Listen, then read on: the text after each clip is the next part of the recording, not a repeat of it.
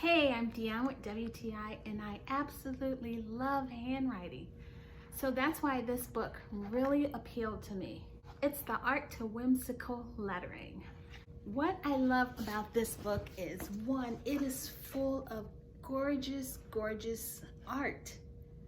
Such beautiful pictures to look at, and also lots of color inspiration. But I really love what the author says here. It says, look at your own writing and you'll see that it has a distinct look. It shows your personality. Your handwriting is your identity. It is as much a part of you as your voice, your laugh, and your walk. Your handwriting can be transformed and designed into a distinct style that is recognized as clearly your own.